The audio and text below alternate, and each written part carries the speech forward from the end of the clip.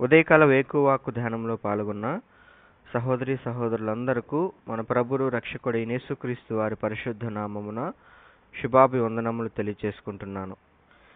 ప్రియులారా, ఈరోజు దేవుని వాక్యాన్ని మనము ధ్యానం చేసుకుందాం. 73వ కీర్తనలో నుంచి మరి ఈరోజు మనము కొన్ని సంగతులను ధ్యానం చేసుకుందాం. ఈ 73వ కీర్తన మరి ఆసాపు గారు రాసిన కీర్తన.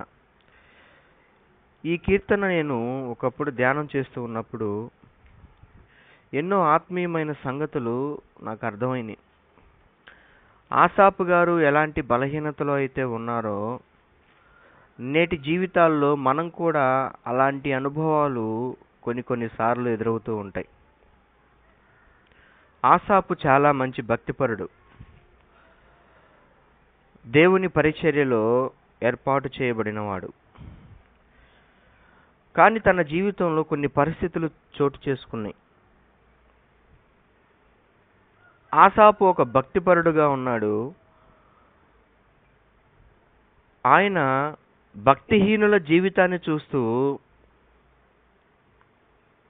భక్తిహీనుల జీవితం భక్తుల కంటే బాగుంది, భక్తుల కంటే భక్తిహీనులే లోకంలో బాగా వర్ధిల్లుచున్నారు, వాళ్ళకి ఏ ఇబ్బందులు వ్యాధులు లేవు, వాళ్ళ జీవితము చాలా హెచ్చింపు జీవితంతో ఉంది, గర్వంతో జీవిస్తూ ఉన్నారు, ప్రజలందరూ వారి పక్షానే చేరుతూ ఉన్నారు, వారు ధన సమృద్ధి చేసుకుంటూ ఉన్నారు, అసలు భక్తుల కంటే భక్తిహీనుల జీవితమే చాలా బాగుంది అని అనుకుంటూ దేవుని సన్నిధికి వచ్చి దీని విషయమై ఏమై ఉంటుంది అని కనిపెట్టాలని ప్రయత్నం చేశాడు. ఒక మాటలో చెప్పాలంటే మచ్చరపడ్డాడు. ప్రియులారా, భక్తి జీవితంలో మనం కూడా కొన్నిసార్లు మరి లోకాన్ని చూస్తూ ఉన్నప్పుడు మనం కూడా బలహీనపడుతూ ఉంటాం. అందుకే ఈరోజు మనము ఆలోచించబోయే అంశము భక్తిహీనుల జీవితంలో చూసి బలహీనులవుతున్న భక్తిపరులు. అదే జరిగింది ఆసాపు జీవితంలో. ఇది కేవలం ఆసాపు గారికి వచ్చిన అనుభవమే కాదు, కానీ ఖచ్చితంగా ప్రతి క్రైస్తవ విశ్వాస జీవితంలో ఇది ఉంటుందని నేను అనుకుంటున్నాను. ఎందుకంటే ఎంత దైవభక్తులమైనా, ఎంత విశ్వాసులమైనా మనం జీవించుచున్నది ఈ శరీరములతో, ఈ లోకములో కాబట్టి సమస్త పాపము కల్మషంతో నిండిపోయిన ఈ లోకంలో జీవిస్తున్నాం కాబట్టి మనకు కూడా కొన్నిసార్లు ఇలాంటి పరిస్థితులు ఎదురవుతూ ఉంటాయి. మొత్తము ఈ 73వ కీర్తన అంతా కూడా దీని విషయమై ప్రస్తావించబడింది. ఆసాపు గారు మాట్లాడుతూ ఉంటారు. సరే ప్రియులారా, ఈ ఆసాపు ఏ రీతిగా స్పందించారో, దేవుడు ఏ రీతిగా ఆసాపుకి తిరిగి మరలా అభయాన్ని ఇచ్చాడో, ఈ విషయాలన్నీ కూడా 73వ కీర్తనలో మనం ధ్యానం చేసుకుందాం. అయితే దీనికి ముందుగా నేను కొన్ని విషయాలు తెలియచేయాలని ఆశపడుతూ ఉన్నాను.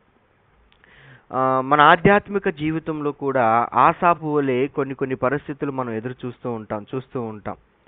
అదేంటంటే, చాలా మందిలో కలిగే ఆలోచనలు ఏంటంటే, ఈ లోకంలో భక్తిగా బ్రతకటం చాలా కష్టం, భక్తి జీవితంలో మరి దేవుని కొరకు పరిశుద్ధంగా బ్రతకటం చాలా కష్టం అని దేవుని ఇష్టాన్ని, దైవ చిత్తాన్ని నెరవేర్చటం కంటే కూడా లోకంలో వారి ఇష్టానుసారంగా జీవించటానికి, విలాసవంతమైన జీవితానికి అలవాటు పడిపోతూ ఉంటారు. ఇంకా మనం కాస్తంత లోతుగా ఆలోచిస్తే వాళ్ళు ఎలా ఆలోచిస్తారంటే, మనము ఎంతైనా మానవులము కాబట్టి ఎంత పరిశుద్ధంగా ఉండటం కుదరదు, అసాధ్యము, లోకంలో ఇలా బ్రతకకపోతే మనము జీవించలేమని కూడా కాస్తంత అడ్వాన్స్ తీసుకొని ముందుకెళ్లే పరిస్థితులు కూడా మనం చూస్తూ ఉంటాం. అంటే దేవునిలో నిలబడలేక, దేవుని శక్తిని ఆస్వాదించలేని కొంతమంది మరి బుద్ధిహీనులు ఉంటూ ఉంటారు. వారి జీవితాల్లో ఇలాంటి పరిస్థితులు మనం చూస్తూ ఉంటాం. అంటే వాళ్ళు తప్పు చేస్తున్నదే కాక మరి సమర్థించుకోవాలని ప్రయత్నం చేస్తూ ఉంటారు. భక్తి జీవితంలో ఎప్పుడు కూడా మనము కలిగి ఉండవలసింది ఏంటంటే దేవుని మీద విశ్వాసము, దేవుణ్ణే మనం ఆశ్రయించటము. ఇది చాలా ప్రాముఖ్యమైనది. ఇవి లోపించిన నాడు ఏమవుతుందంటే మన జీవితంలో అవిశ్వాస్యత, అవిధేయత ఏర్పడుతుంది. ఇవి రెండు కూడా చాలా దేవునికి దూరం చేస్తాయి. ఇదే ఇక్కడ మనకు ఈ ఆసాపు జీవితంలో మనం ఈ 73వ కీర్తన నుంచి మనం ధ్యానం చేయబోతున్నాం.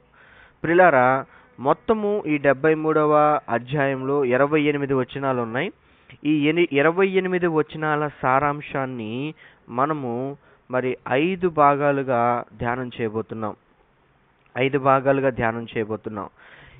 మొదటిది, ఆసాపు భక్తుడు చూచినది ఏమిటి అంటే భక్తిహీనుల పట్ల ఆయన ఏం చూశాడు, ఇది మొదటి విషయము. రెండవ విషయము, భక్తిహీనుల జీవితము చూసి మత్సరపడటం, ఇది రెండవ విషయము. మూడో విషయము, బలహీనపడిన భక్తుడు, ఇది మూడో విషయము. నాలుగో విషయము, భక్తిహీనుల నాశనము, ఇది నాలుగో విషయము. ఇక ఐదో విషయము చివరగా భక్తుల ఆశీర్వాదము, భక్తుల ఆశీర్వాదము. ప్రియులారా, ఈ 73వ కీర్తన మనం అర్థవంతంగా ఉండాలి అంటే, బాగా అర్థం చేసుకోవాలి అంటే ఈ 5 భాగాలుగా మనం ఆలోచిస్తే బాగుంటుందని ప్రభు నాకు ఇచ్చిన ప్రేరణ బట్టి ఇలా విభజించడం జరిగింది.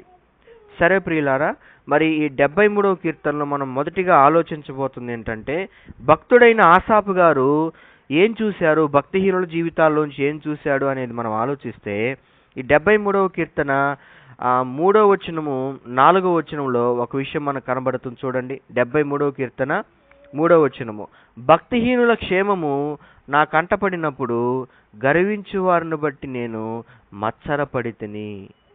మరణమందు వారికి యాతన లేవు, వారు పుష్టిగా ఉన్నారు. అంటే భక్తిహీనులు వర్ధిల్లటం బాగా గమనించాడు.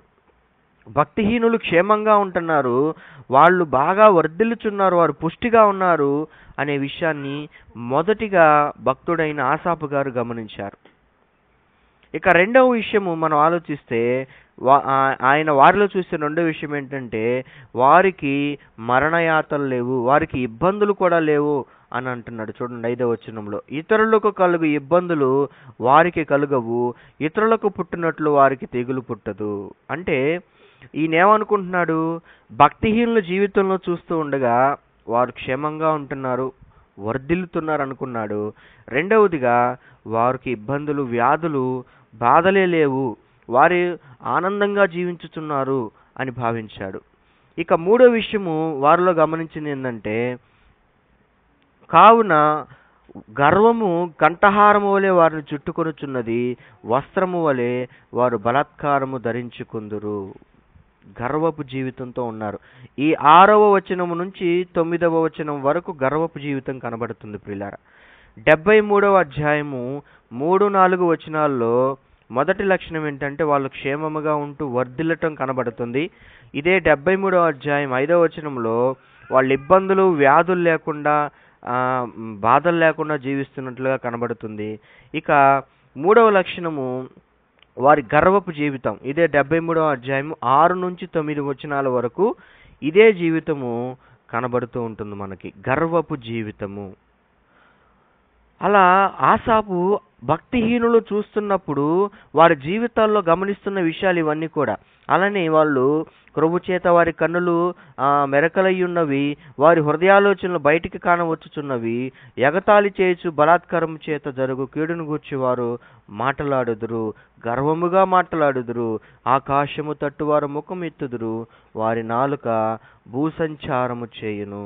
ఇలా ఉంది ప్రియులారా భక్తిహీనుల జీవితం. అంటే టోటల్గా మనం ఆలోచిస్తే భక్తిహీనుల జీవితము క్షేమముగా ఉంది, పుష్టిగా ఉంది, ఇబ్బందులు, మరణయాతనలు, వ్యాధులు, తెగుళ్ళు లేవు వాళ్ళకి, గర్వపు జీవితంతో బ్రతుకుతున్నారు, ఆకాశం తెట్టు వారు ముఖం ఎత్తి గొప్పగా జీవిస్తున్నారు, బలాత్కారంతో జీవిస్తున్నారు, వారు క్రొవ్వు చేత వారి కన్నులు మూసుకుపోయి ఉన్నాయి. ఇలాంటి జీవితాన్ని చూస్తూ ఉన్నప్పుడు ఆసాపు గారికి మత్సరం వచ్చేసింది ప్రియులారా. అంత మాత్రమే కాదు, ఇంకా ఈ మొదటి విషయంలో మనం భక్తుడు ఏమేం చూశాడన్న విషయాల్లో మొత్తం 4 లక్షణాలు చూశాడు వారిలో. మొదటిది వారు బాగా క్షేమంగా వర్ధిల్లటం చూశాడు. రెండవది ఇబ్బందులు వ్యాధులు లేకుండా ఉండటం చూశాడు. వారు గర్వ జీవితాన్ని చూశాడు. అయినా వారే వర్ధిల్లుతున్నట్లుగా ఉన్నారు.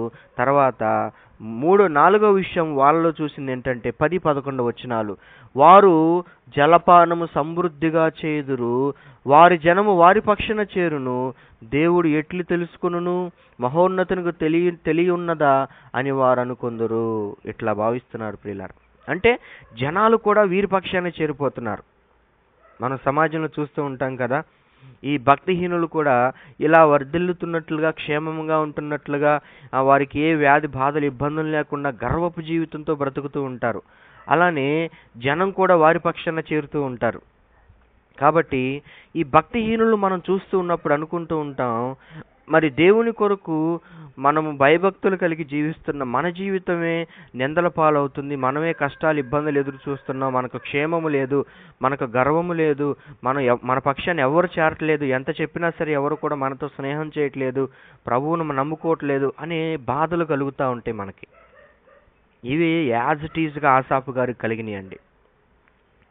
నాకు చాలా ఆశ్చర్యం వేసింది ధ్యానం చేస్తూ ఉన్నప్పుడు. నిజంగా ఈనాడు భక్తి జీవితంలో మనకు కూడా కొన్ని పరిస్థితుల్లో మనకి ఇలాంటి అనుభవాలు ఎదురవుతూ ఉంటాయి ఖచ్చితంగా.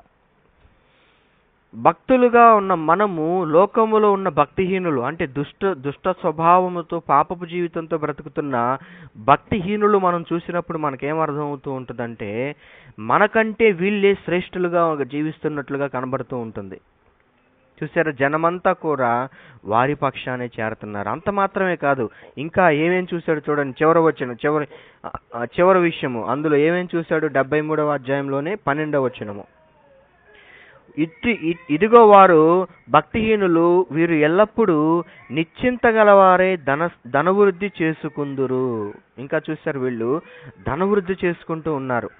భక్తిపరులంతా కూడా బీదవారుగా, మరి కాస్తంత వెనుకబడిన తత్వంగా కనబడుతూ ఉంటే, మరి వీళ్ళు మాత్రము అధికంగా సమృద్ధి చేసుకుంటూ జీవిస్తూ ఉన్నారు. చూసారా? కాబట్టి భక్తుడు చూసిన విషయాలు ఏంటనేది మళ్ళీ చెప్తున్నాను. 5 విషయాలు చూశాడు. 73వ అధ్యాయము 3-4 వచనాల్లో వారు వర్ధిల్లటం చూశాడు. 73వ అధ్యాయము 5వ వచనంలో వారికి ఏ ఇబ్బందులు, బాధలు, తెగుళ్ళు లేకుండా ఉండటం చూశాడు. 73వ అధ్యాయమే 6-9 వచనాల్లో వారు గర్వంగా జీవించటం చూశాడు. మరి అదే 73వ అధ్యాయం 10-11 వచనాల్లో వారి జీవితం అలా ఉన్నా సరే, గర్వపు జీవితం, బలాత్కారంతో ఉన్నా సరే, జనులందా కూడా వారి పక్షానే చేరటం చూశాడు. అలాగనే 5వ విషయంగా మనం ఆలోచిస్తే ధన సమృద్ధి చేసుకుంటున్నారు. నిజంగా ఈ లక్షణాలన్నీ చూస్తుంటే ప్రియులారా, ఆత్మీయంగా బ్రతుకుతున్న వాళ్ళకి బాధేస్తుంది. అదే జరిగింది ఆసాపు గారికి.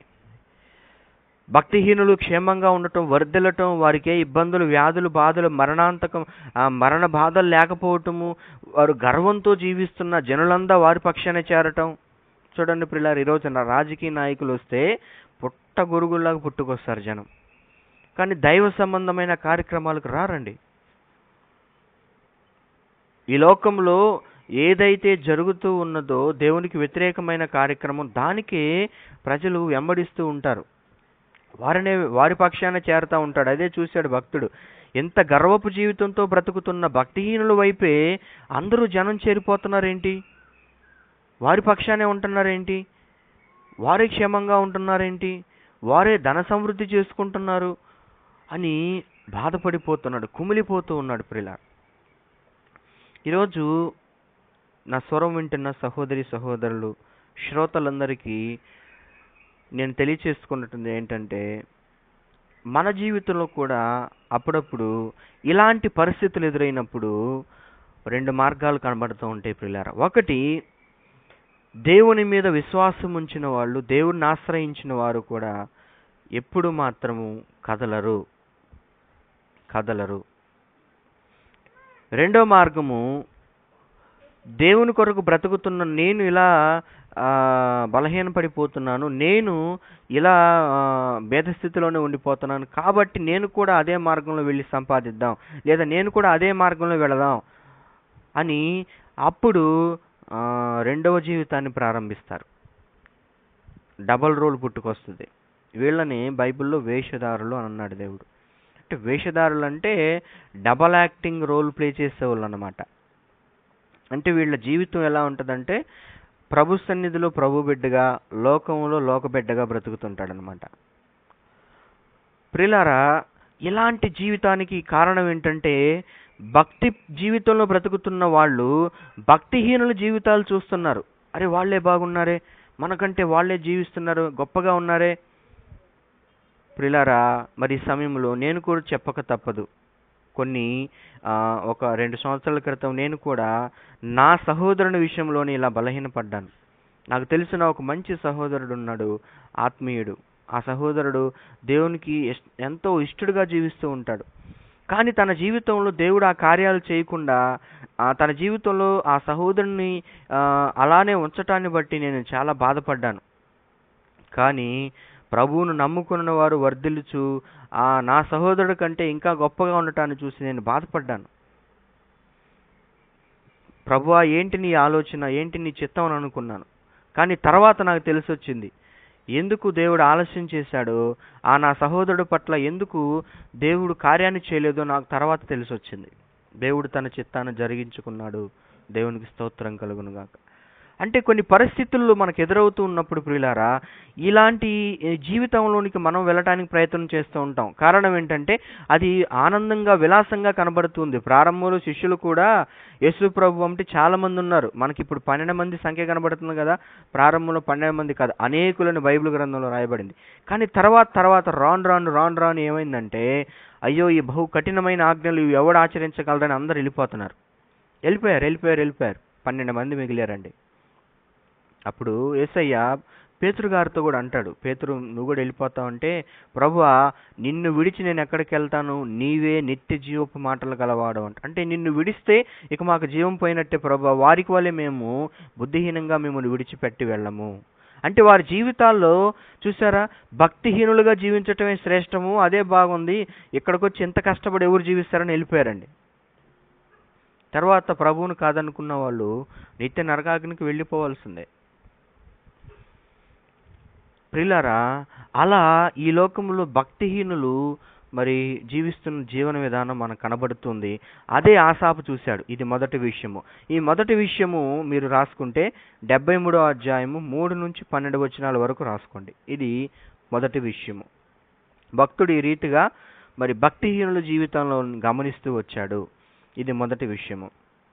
అయితే తర్వాత మరి భక్తిహీనుల జీవితాన్ని చూసిన ఆసాపుకి ఒకటి పుట్టింది.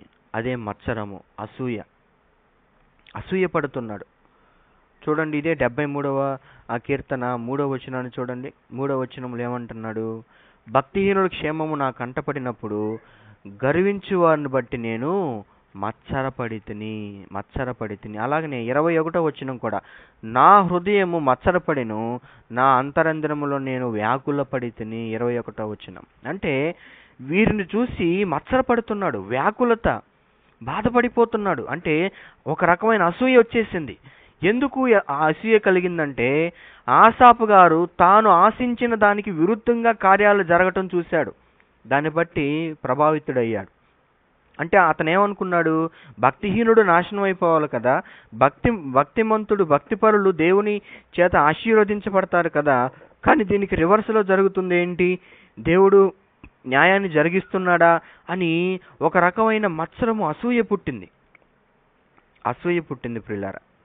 ఇలాంటి అసూయ మనకు కూడా పుడుతూ ఉంటుంది అప్పుడప్పుడు. ఎందుకంటే మనం శరీరాలతో పాపపు లోకంలో ఉన్నాం కాబట్టి అనేక ఆశలకు, కోరికలు, సకల దుష్ట తలంపులకు కేంద్రము, నిలయం మన శరీరం, మన హృదయం. ఈ స్వభావము మరి ఆదాము తప్పు చేసిన దగ్గర నుంచి అందరికీ వచ్చేస్తూ వచ్చింది. అలాంటి స్వభావంతో, హృదయంతో మనం ఉన్నాం కాబట్టి సహజంగా మనం కూడా అలానే భావిస్తూ ఉంటాం ప్రియులారా. కాబట్టి రెండవ విషయంలో భక్తిహీనుల జీవితాన్ని చూసి మత్సరపడ్డాడు. భక్తిపరుడైన ఆసాపు మత్సరం వచ్చేసింది. ఈ సమయంలో మరి కొన్ని దేవుని వాక్యాలు మనం చూద్దాం. అలా మనం స్పందించవచ్చా ఒక విశ్వాసిగా అంటే ఎట్టి పరిస్థితుల్లోనూ అది కుదరదు. దేవుని వాక్యం ఒప్పుకోవట్లేదు. రండి చూద్దాం, మంచి వాక్యాలు ఉన్నాయి. సామెతల గ్రంథము 23వ అధ్యాయం 17వ వచనం ప్రియులారా. సామెతలు 23:17. పాపులను చూచి నీ హృదయమందు మత్సరపడకము, నిత్యము యెహోవా యందు భయభక్తులు కలిగి ఉండుము. ప్రియులారా, జ్ఞానైన సొలొమోను మహారాజు గారు ఏమంటున్నారు? పాపులను చూసి నువ్వు మత్సరపడకు, నీవు నిత్యము యెహోవా యందు భయభక్తులు కలిగి ఉండు. వారు ఎలా ఉన్నారన్నది నీకు అనవసరం అంటున్నాడు. ఒక మాటలో చెప్పాలంటే నీ మట్టుకు నీవు దేవుని మీద విశ్వాసం ఉంచి భయభక్తులు కలిగి జీవించు అంటున్నాడు. అలానే చూడండి, పక్కనే 24వ అధ్యాయం 1-2 వచనాలు కూడా, సామెతల గ్రంథం 24వ అధ్యాయం 1-1 వచనం చూడండి. దుర్జనులు చూసి మత్సరపడకము, వారి సహవాసము కోరకు. వారిని చూసి మత్సరపడద్దు అంటున్నాడు. వారి సహవాసాన్ని కూడా కోరుకోవద్దు అంటున్నాడు. అలానే 19వ వచనం ఇదే అధ్యాయంలో, దుర్మార్గులను చూసి నువ్వు వ్యసనపడకము, భక్తిహీనుల ఎడల మత్సరపడకము అని అంటున్నాడు. మత్సరం పుట్టకూడదు ప్రియులారా. అసూయ అనేది చాలా ప్రమాదం. భక్తిహీనులు వర్ధిల్లుచున్నారు కదా, వాళ్ళ జీవితం బాగుంది కదా అని మనలో ఎప్పుడు కూడా అసూయ కలగకూడదని దేవుని వాక్యం చెప్తుంది. కానీ ఆసాపుకు కలిగింది.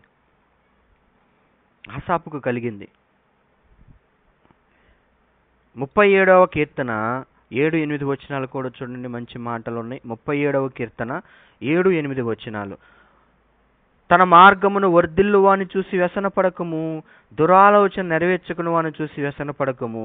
కోపము మానము, ఆగ్రహము విడిచిపెట్టుము, వ్యసనపడకము, అది కీడుకే కారణము, కీడు చేయువారు నిర్మూలమగుదురు. ఇది చెప్తున్నాడు దేవుడు.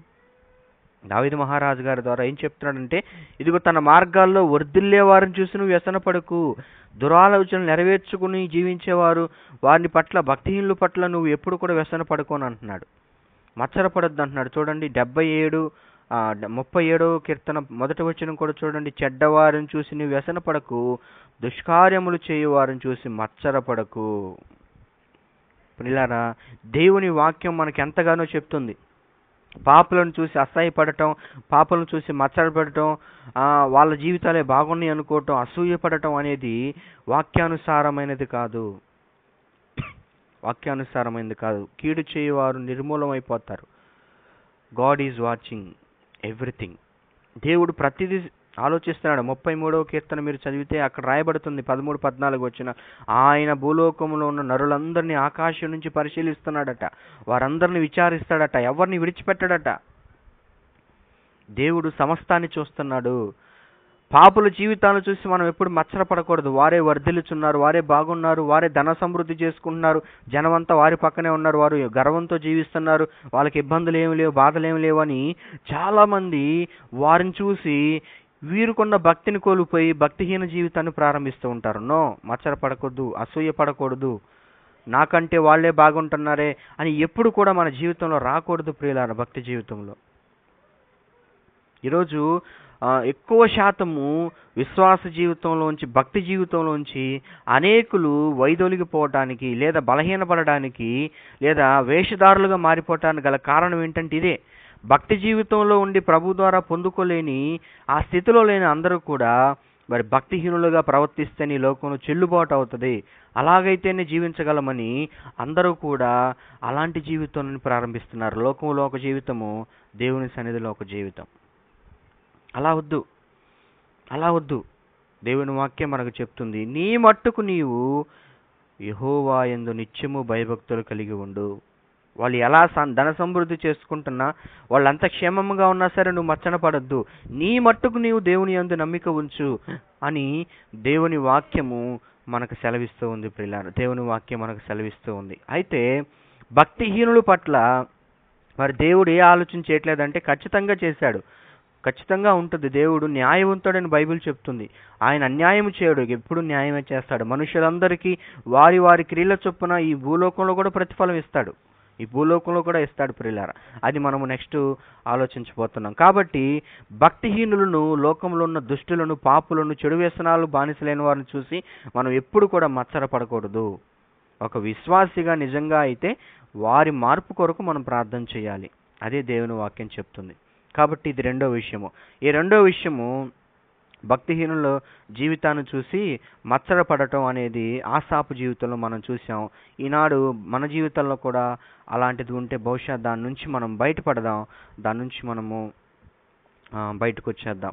అలానే ఇక మూడో విషయం ఏం జరుగుతుందంటే, మరి ఇంత చూసిన ఆసాపు భక్తిహీనుల జీవితాన్ని చూశాడు, వారి జీవితమే బాగుందనుకున్నాడు. ఆ తర్వాత మత్సరం వచ్చేసింది, అసూయపడ్డాడు. అసలు దేవుడు ఏం జరిగించుతున్నాడని అంత బలహీనమైన స్థితిలోనికి వెళ్ళిపోయాడు. తర్వాత పూర్తిగా అతని జీవితము చాలా బలహీనపడిపోయిందండి. మూడో విషయం ఏంటంటే బలహీనపడిన భక్తుడు. ఇది 73వ అధ్యాయము 13, 14 వచనాల్లో మనం చూస్తుంటే చాలా క్లియర్గా 21, 22 వచనాల్లో కూడా కనబడుతూ ఉంటుంది. చూడండి ఎంతగా బలహీనపడి మాట్లాడుతున్నాడో ఆసాపు. మనం ఒకసారి చూస్తే 73వ కీర్తన 13, 14 వచనాలు.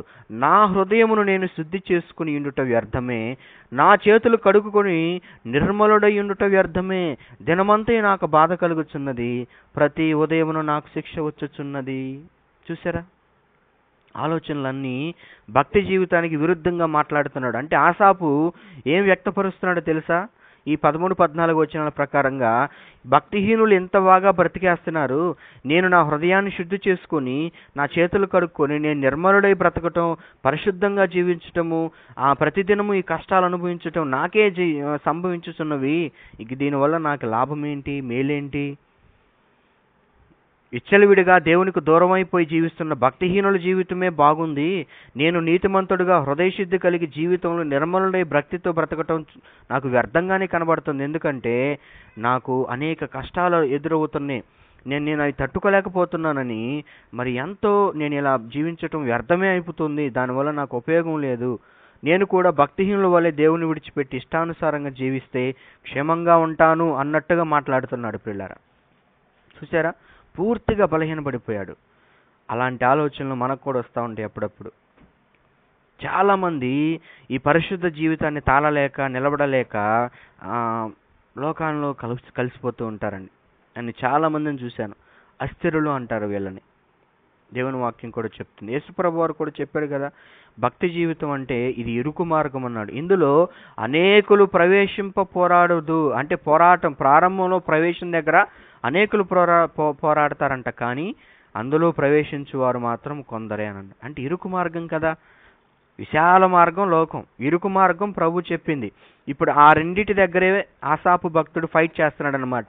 విశాల మార్గంలో ఉన్నాడే బాగున్నాడు, ఇరుకులోకి వచ్చేసి నేను ఇబ్బందులు పడుతున్నాను, ఇదెక్కడ జీవితం, ఇదెక్కడ గోళ అంటున్నాడు. ఇది నాకు వ్యర్థమే, ఎందుకు నేను ఇంకా పరిశుద్ధత కోసం, పవిత్రత కోసం ఎంత బాధల కష్టాలు పడాలా అని తన జీవితంలో తాను కుమిలిపోతూ ఉన్నాడు, బాధపడుతూ ఉన్నాడు ఆసాపు.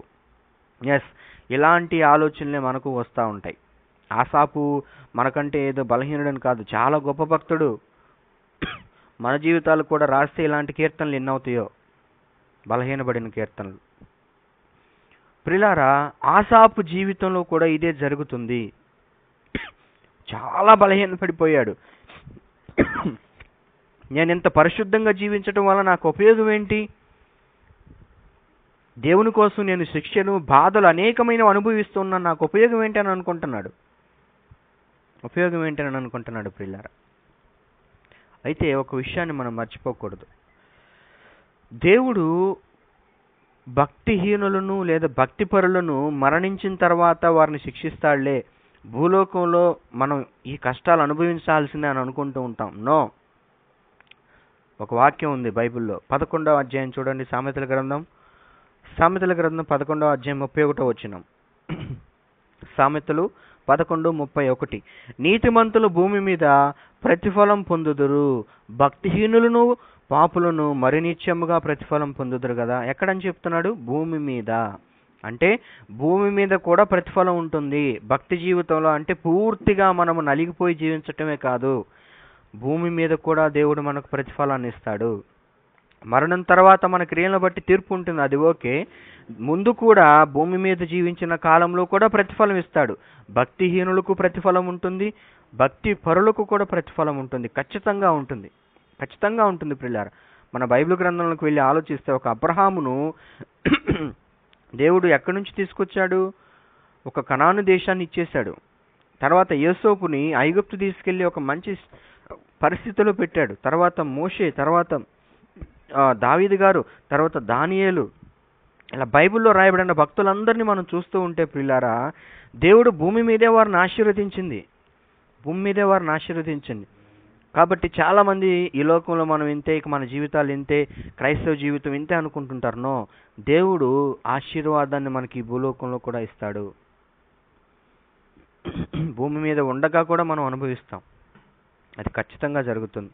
చూడండి, ఒక మంచి మాట యేసయ్య అన్నారు. లూకాసు వార్త 18వ అధ్యాయము 29, 30 వచనాలు ఏమని రాయబడింది చూడండి. లూకాసు వార్త 18వ అధ్యాయము 29, 30 వచనాలు చదువుతున్నాను చూడండి.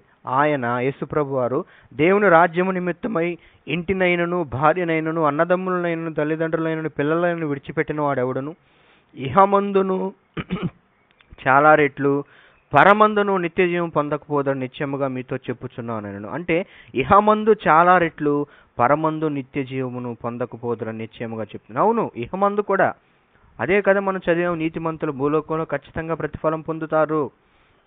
దేవుడు చూస్తున్నాడు. మనం జీవిస్తున్న ఈ భక్తి జీవితంలో ప్రభు మన పక్షాన ఉన్నాడు. ఆయన మనల్ని ఖచ్చితంగా ఆశీర్వదిస్తాడు. నిన్ను నన్ను విడిచిపెట్టడు. దయచేసి అలా బలహీన పడకూడదు. మనం ఎప్పుడు అలాంటి సందర్భాలు వస్తూ ఉంటాయి, ఖచ్చితంగా వస్తాయి. అప్పుడు మనం బలహీన పడకూడదు ప్రియులారు, బలహీన పడకూడదు. 37వ కీర్తన చూడండి, మంచి మాటలు ఉన్నాయి. 37వ కీర్తన 3 నుంచి 7 వచనాలు చదువుతున్నాను చూడండి. 37వ కీర్తన 3 నుంచి 7 వచనాల్లో మంచి మాటలు రాయబడ్డాయి ప్రియులారా. యెహోవా యందు నమ్మిక ఉంచి మేలు చేయుము, దేశమందు నివసించి సత్యమును అనుసరించుము, యెహోవాను బట్టి సంతోషించుము, ఆయన నీ హృదయ వాంఛలను తీర్చును, నీ మార్గము యెహోవాకు అప్పగింపుము, నీవు ఆయనను నమ్ముకొనుము, ఆయన నీ కార్యము నెరవేర్చును, ఆయన వెలుగు వలె నీ నీతిని, మధ్యాహ్నం వలె నీ నిర్దోషత్వమును వెల్లడిపరచును, యెహోవా ఎదుట మౌనముగా నుండి ఆయన కొరకు కనిపెట్టుము. Praise the lord. దేవునికి మహిమ కలుగును. ఏం చెప్తున్నాడు ప్రియులారా? నీ మార్గాన్ని ప్రభువుకు అప్పచెప్పు. నువ్వు దేవుని మీదే విశ్వాసం ఉంచు. దేశమందు ఉంటూ నీ సత్యాన్ని, ప్రభు చెప్పిన సత్యాన్ని నువ్వు అనుసరించు. ఆయన నీ హృదయవాంఛలు తీరుస్తాడు. నువ్వు ఆయన మీద ఎల్లప్పుడూ నమ్మిక ఉంచితే ఆయన మన నిర్దోషత్వాన్ని, మన నీతిని వెల్లడిపరుస్తాడు, దాచిపెట్టడు. ఎవరండి యోసేపు? ప్రధానమంత్రి అయ్యాడు. ఎవరు? దానియేలు ఒక బానిస. ఎవరు యోసేపు? ఒక బానిస. ఎవరు? దావీదు గారు గొర్రెలు కాసుకునే వ్యక్తి, మహారాజు. ఎవరు? సొలొమోను గారు బత్షెబాకు పుట్టినవాడు. ఇలా ఆలోచిస్తూ ఉంటే ప్రియులారా, ఘనహీనులను, బలహీనులను దేవుడు ఎంచుకొని అధికమైన స్థితిలో ఈ లోకంలో ప్రభు ఉంచుతున్నాడు. అది మనం జ్ఞాపకం చేసుకోవాలి. Always keep faith on God. అంటే మనం ఎప్పుడు కూడా దేవుని మీద విశ్వాసం ఉంచటమే మన భక్తి జీవితంలో. ఆయన అనుసరించే మన సత్యాన్ని మనం ఈ లోకంలో అనుసరిస్తూ జీవించాలి ప్రియులారా, అనుసరిస్తూ జీవించాలి. ఎప్పుడు మనం బలహీన పడకూడదు. ఇదే 37వ కీర్తనలో మంచి మాటలు చూడండి. 16, 17 వచనాలు ఏమంటున్నాడు? నీతిమంతునికి కలిగినది కొంచెమైనను బహుమంది భక్తిహీనులకున్న ధన సమృద్ధి కంటే శ్రేష్టము. చూసారా? నీతిమంతులకున్నది కొంచెం అతనికి మంచిది, శ్రేష్టం అంటున్నాడు. భక్తిహీనులకు విస్తారమైనది ఉన్నా సరే అది అతనికి ప్రయోజనకరం కాదని. సామెతల గ్రంథం 15:16లో కూడా చూస్తే యెహోవా యందు భయభక్తులు కొంచెము కలిగి ఉండటం మేలని అంటాడు. నెమ్మది లేని అధిక విస్తారం కలిగి ఉండటం కంటే, ధనం కలిగి ఉండటం కంటే యెహోవా యందు భయభక్తులు కొంచెం కలిగి జీవించటం మేలు అంటాడు. అవును, నెమ్మది, శాంతి, సమాధానం ఉంటుంది ప్రభువు నమ్మిన బిడ్డల దగ్గర. అధిక ధన సమృద్ధి ఉన్నను అక్కడ నెమ్మది, శాంతి ఉండదు.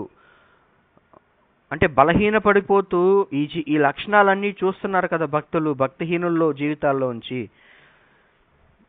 కానీ మనల్ని బలపరిచి ఎన్నో వాక్యాలు దేవుడు మన కొరకు రాయించాడు ప్రియులారా. 34వ వచనం కూడా మనం చూస్తే 37, 34 కీర్తన.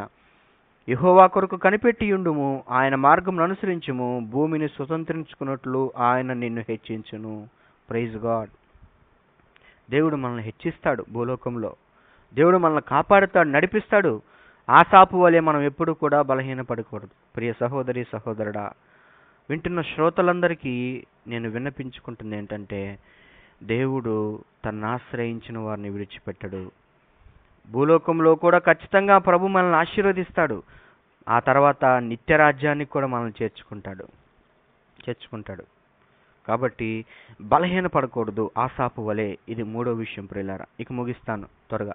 4వ విషయము, మరి అలాగైతే దేవుడు న్యాయవంతుడు కదా, ఎలా జీవిస్తున్న భక్తిహీనులను దేవుడు చూసి చూడనట్టు ఉంటున్నాడంటే లేదు ప్రియులారా. దేవుడు న్యాయవంతుడే, కరెక్టే. భక్తిహీనుల జీవితం కూడా వారి జీవితాన్ని బట్టి వారు నాశనం అయిపోతారు. వారు అలా వర్ధిల్లుతూ కనబడుతున్నట్లుగా మనకుందే, కానీ వారి జీవితం ఎంత భయంకరంగా ఉందో ఇప్పుడు అసలైన నిజాలు బయటపడుతున్నాయి. చూడండి, 73వ కీర్తన 18, 19 వచనాలు చదువుతున్నాను. 4వ విషయము భక్తిహీనుల నాశనము ఆలోచిస్తున్నాం. ఇది 73వ కీర్తన 18, 19 వచనాల్లో మనకు కనబడుతోంది. నిశ్చయముగా నీవు వారిని కాలుజారు చోటనే ఉంచి ఉన్నావు, వారు నశించినట్లు వారిని పడవేయుచున్నావు. క్షణమాత్రములో వారు పాడైపోవుదురు, మహాభయము చేత వారు కడముట్ట నశించెదురు.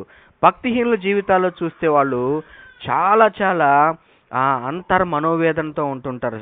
ఎంతో మరి అశాంతి, కరువు, మరి వాళ్ళ జీవితాలు ఎంతో లేమి, మహాభయము చేత కృంగి కుషించిపోతూ ఉంటారు. ఈ లోకంలో ప్రతి చిన్నదానికి భయపడుతూ ఉంటారు. ఎందుకంటే వాళ్ళకు ఒక ఆశ్రయం లేదు. కానీ మనకు ఒక ఆశ్రయం ఉన్నది, ఆశ్రయము దేవుడు. భక్తిహీనులు కృంగి కృషించిపోయినప్పుడు, బలహీనపడినప్పుడు ప్రియులారా, వారు తమ జీవితంలో చివరికి సూసైడ్ చేసుకునే పరిస్థితికి వెళ్ళిపోతూ ఉంటారు. కాబట్టి మనము ఆ భక్తి జీవితంలో ఉన్నప్పుడు అలాంటి నిర్ణయం తీసుకోవటం చాలా అరుదు.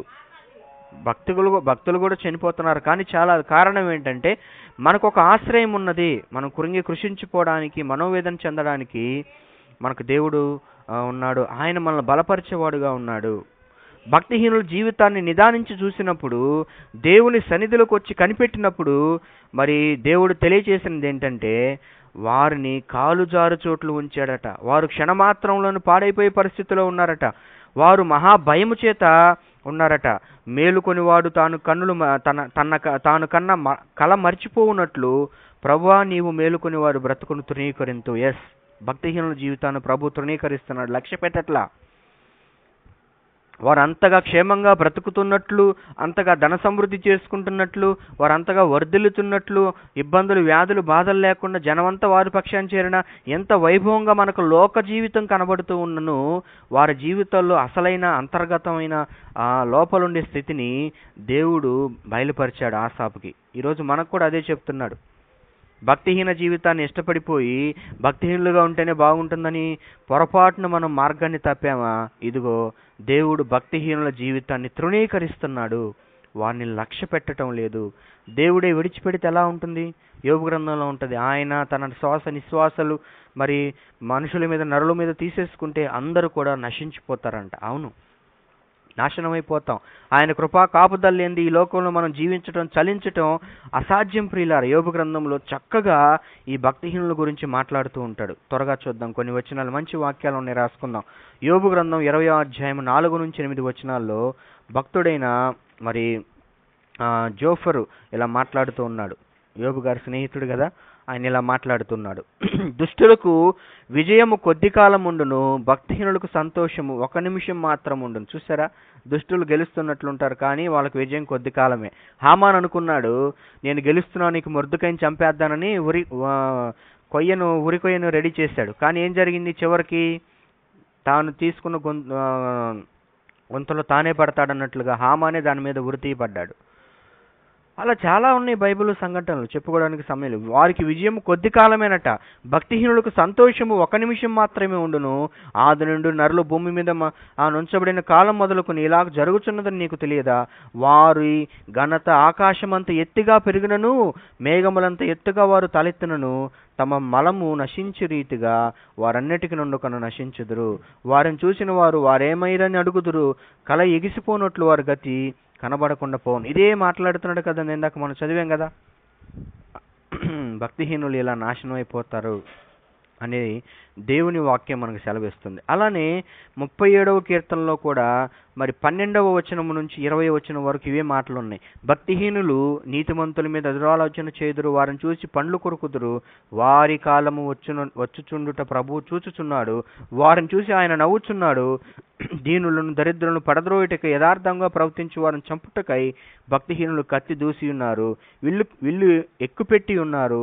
వారి కత్తి వారి హృదయంలో దూరును, వారి విండ్లు విరవబడును. నీతిమంతునికి కలిగినది కొంచెమైనను అని ఇందాక మనం చదివాం. అలా మాట్లాడుతూ వారి స్వాస్థ్యము సదాకాలము నిలుస్తుంది నీతిమంతులదంటూ, తర్వాత ఆపత్కాలమందు వారు సిగ్గునందుదురు. భక్తిహీనుల గురించి కరువు దినములో వారు తృప్తి పొందుదురు, వారి భక్తిహీనులు నశించిపోదురు. ఇలా మాట్లాడుతున్నాడు. నశించిపోతారట భక్తిహీనులు. ప్రియులారా, దేవుడు న్యాయవంతుడు. ఆ న్యాయవంత తత్వాన్ని మనం గనక అర్థం చేసుకుంటే ఈ లోకంలో మన జీవితాన్ని బట్టి ఆయన ఖచ్చితంగా మనకు ప్రతిఫలం ఇస్తాడు. భక్తిహీనులకు ప్రతిఫలం ఇస్తాడు, భక్తులకు ప్రతిఫలం ఇస్తాడు. కానీ ఎందుకు వారి పట్ల దయ చూపిస్తున్నాడంటే వారు కూడా మారాలని. ఒకవేళ నేను అనుకున్నట్లుగా భక్తిహీనులు ఆన్ ది స్పాట్ దేవుడు శిక్ష విధించాలనుకుంటే ఈరోజు నేను కూడా ఇలా ఉదయం వాక్యం వినేవాళ్ళం కాదు. ఎందుకంటే ఒకప్పుడు మన స్థితి కూడా ఏంటి? భక్తిహీనత స్థితే కదా. ఒకప్పుడు మనం కూడా ఇలానే ఆలోచించి ఉంటే దేవుడు మనల్ని కూడా నాశనం చేసి ఉండాల్సింది. కానీ ఆయన దీర్ఘశాంతము, ఆయన కనికరము, వాత్సల్యత దేని కొరకంటే భక్తిహీనుల మార్పు కొరకే. కాబట్టి దేవుడు సర్వ వ్యాపకుడు, సర్వ జ్ఞానవంతుడు, ఆయన సమస్తం ఎరిగిన దేవుడు. ఆయనకు మరి భవిష్యత్తు తెలిసిన దేవుడు కాబట్టి ఆయనకు సమస్తము తెలుసు. ఆయన సమయాన్ని బట్టి అందరి పట్ల కృప అనుగ్రహిస్తూ వస్తూ ఉంటాడు ప్రియులారా. కాబట్టి ఇది మనం జ్ఞాపకం చేసుకోవాలి. భక్తిహీనులు ఖచ్చితంగా నాశనం పొందుతారు. వాళ్ళకి కలిగి ఉన్నది సమస్తమును సమృద్ధిగా ఉన్నను ఖచ్చితంగా వాళ్ళు భూలోకంలో ప్రతిఫలం పొందుతారు. భక్తులు కూడా భూలోకంలో కూడా ప్రతిఫలం పొందుతారు అన్న విషయాన్ని మనము ఆలోచించాలి. ఇది 4వ విషయం. ఇక చివరిగా ముగిస్తాను. 5వ విషయం ఏంటంటే భక్తుల ఆశీర్వాదము. ఇది 73వ కీర్తన 23, 24 నుంచి 28 వచనాల వరకు చివరి వరకు మనకు కనబడుతూ ఉంటుంది ప్రియులారా. అంటే అక్కడ నుంచి దేవుడు మరి ఆసాపుకు అభయం ఇస్తున్నాడు. అక్కడ నుంచి ఆసాపు కండ్లు వెలిగించబడ్డాయి. ఇంకేం మాట్లాడుతున్నాడు చూడండి. 23వ వచనం నుంచి ఆసాపు, అయినను నేను ఎల్లప్పుడూ నీ యొద్దనున్నాను, నా కుడి చేయి నీవు పట్టుకొని ఉన్నావు, నీ ఆలోచన చేత నన్ను నడిపించదువు, తర్వాత మహిమలో నీవు నన్ను చేర్చుకుందువు. ఎంత మంచి మాటలండి. నా శరీరము నా హృదయము క్షీణించిపోయినను దేవుడు నిత్యము నా హృదయమును ఆశ్రయదుర్గమును శాస్త్రమునై ఉన్నాడు. నాకైతే దేవుని పొంద ధన్యకరము. నీ సర్వకార్యములను నేను తెలియజేయనట్లు నేను ప్రభు అయిన యెహోవాను శరణజొచ్చి ఉన్నాను. ప్రభువా, నువ్వు గొప్పవాడు, నీతిమంతుడవు, నేను నీ శరణజొచ్చి ఉన్నాను. నీవు నన్ను చేయి పట్టుకున్నావు, నన్ను నీ మహిమలో చేర్చుకుంటావని నాకు అర్థమైపోయింది. నేను మతి తప్పి ఆలోచించాను, నా హృదయంలో మచ్చరపడ్డాను. నేను అంత మాత్రమే కాదు, తెలివిలేని పశుప్రాయుడనయ్యాను, మృగంగా ప్రవర్తించానని దేవుని సన్నిధిలో ప్రాధేయపడుతున్నాడు. ఆ మాటలు ఉన్నాయి అక్కడ 22, 21, 22 వచనాల్లో కనబడుతున్నాయి. ఎంత బలహీనపడిపోయి భక్తుడు అవివేకంగా మృగము పశుప్రాయుడుగా మాట్లాడాడో, హృదయమందు మత్సరం పుట్టడం వల్ల తన స్థితి ఎలా మారిపోయిందో అక్కడ ఒప్పుకుంటున్నాడు. ఆసాపు దేవుని దగ్గర ఒప్పుకుంటున్నాడు. తిరిగి మరలా దేవుని చేత వెలిగింపబడి అభయాన్ని పొంది దేవుని సన్నిధిలో ఆయన ప్రాధేయపడుతున్నాడు. ఇంకా ఆయన మాట్లాడుతున్న మాట 25వ వచనం అద్భుతం అండి. ఆకాశముందు నీవు తప్ప నాకెవరున్నారు, నీవు నాకుండగా లోకంలో ఏది నాకు అక్కర్లేదన్నాడు. Praise the lord. దేవుని మహిమ కలుగునుగా. ప్రారంభం ఎలా ఉంది, ముగింపుకు వచ్చేసరికి ఎలా? ప్రారంభం భక్తిహీనులదే బాగుందని వారిని చూసి ఆయాసపడ్డాడు, బాధపడ్డాడు, మత్సరపడ్డాడు. నేను ఎంత పరిశుద్ధంగా బ్రతకటం వ్యర్థం అనుకున్నాడు. కానీ చివరికి వచ్చేసరికి దేవుని జ్ఞానం అర్థమైంది ఆసాపుకి. అప్పుడు అంటున్నాడు, ఆకాశమందు నీవు తప్ప ఇంకా నాకెవరున్నారు, దేవా నీవు నాకు లోకంలో ఉండగా ఇంకెవరు అక్కర్లేదు అంటున్నాడు. చూసారా ముగింపు ఎలా ఉందో? అందుకే ఎప్పుడు కూడా మనము పరిపూర్ణంగా దేవుని మీద ఎప్పుడు ఆధారపడి ఉండాల్సింది. ఆయన మీద విశ్వాసం ఉంచాలి ప్రియులారా, విశ్వాసం ఉంచాలి. చివరగా 62వ కీర్తన 7, 8, 9 వచనాలు మంచి మాటలు ఉన్నాయి చూడండి, చూసి ముగించుకుందాం. 62వ కీర్తన 6, 7, 8 వచనాలు. ఆయనే నా ఆశ్రయదుర్గము, నా రక్షణాధారము, నా ఎత్తైన కోట ఆయనే, నేను కదిలింపబడను. నా రక్షణకు నా మహిమకు దేవుడే ఆధారము, నా బలమైన ఆశ్రయదుర్గము, నా ఆశ్రయము దేవుని యందే ఉన్నది. ఇలా ఒప్పుకుంటున్నాడు ప్రియులారా దావీదు మహారాజు గారు. దేవుడే నా రక్షణ కోట, దేవుడే నా ఆశ్రయము, నా బలం ఆయనే, నాకు మహిమ రక్షణ ఇచ్చింది ఆయనే అని చెప్పేసి నా నిరీక్షణ ఆయన ద్వారానే కలుగుతున్నదని దేవుని దగ్గర ప్రాధేయపడుతున్నాడు. ఎప్పుడు కూడా మనము నిత్యము దేవుని యందు విశ్వాసం ఉంచి జీవించాల్సిందే, ఆయన మీద ఆధారపడాల్సిందే, ఆయన్ని ఆశ్రయించవలసిందే. అలా మాట్లాడుతూ ఇప్పుడు మనకు కూడా చెప్తున్నాడు దావీదు మహారాజు గారు. జనులారా అంటున్నాడు చూడండి 8వ వచనం, జనులారా ఎల్లప్పుడూ ఆయన యందు నమ్మికయించుడి, ఆయన సన్నిధిని మీ హృదయములు కుమ్మరించుడి, దేవుడు మనకు ఆశ్రయము. దేవునికి మహిమ కలుగునుగా. Yes, God is our shelter. దేవుడే మనకు ఆశ్రయం. మనం ఎల్లప్పుడూ ఆయన మీద నమ్మిక ఉంచాలి. అది ఏ స్థితి అయినా సరే ఆయన మీద మనం ఆధారపడి జీవించాల్సిందే. కాబట్టి ఆయన సన్నిధిని మన హృదయాలు కుమ్మరించుకుందాం, ప్రభు సన్నిధిలోకి వెళదాం. ఈ లోకంలో బ్రతుకుతున్నాం, ఖచ్చితంగా మనకి ఇబ్బందులు శ్రమలు ఎదురవుతూ ఉంటాయి. లోకంలో దేవుని విడిచిపెట్టి దేవునికి దూరంగా ఉన్నవారే మనకంటే బాగున్నారేమో అనిపిస్తుంది. కానీ వారందరినీ దేవుడు ఖచ్చితంగా శిక్షిస్తాడు. మనకు కూడా మన భక్తి జీవితాన్ని బట్టి మనకు ప్రతిఫలాన్ని ఇస్తాడు. కాబట్టి ఆసాపు వలె భక్తిహీనులతో జీవితాన్ని చూసి మనం బలహీనపడిపోకూడదు. కాబట్టి ప్రియులారా, మన జీవితంలో ఒకవేళ ఇలాంటి పరిస్థితులు వస్తాయేమో మరి జ్ఞాపకం చేసుకుంటూ, మరి దేవుని సన్నిధిలో మనం కూడా ఎప్పుడు మన హృదయాలను కుమ్మరించుకుంటూ ఆయన యందు ఎల్లప్పుడూ నమ్మిక ఉంచుదాం. దేవుడే మనకు ఆశ్రయమైన జ్ఞాపకం చేసుకుందాం. దేవుని మీద పరిపూర్ణ విశ్వాసంతో ఈ లోక యాత్రలో మనము జీవిద్దాం. అట్టి కృపాధన్యత దేవుడు మనకు అనుగ్రహించునుగాక. ఆమేన్.